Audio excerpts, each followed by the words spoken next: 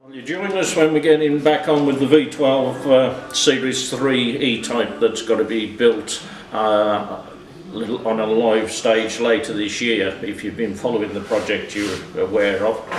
What we're explaining now is, as in the jackshaft and the camshafts, there are little aluminium plugs.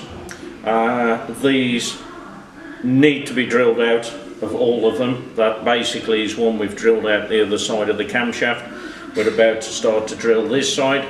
This, by removing both ends, allows us to completely clean the internals to make sure there is no crud, anything. We've even come across shot being inside these in previous times, and obviously shot inside there just destroys the engine straight away.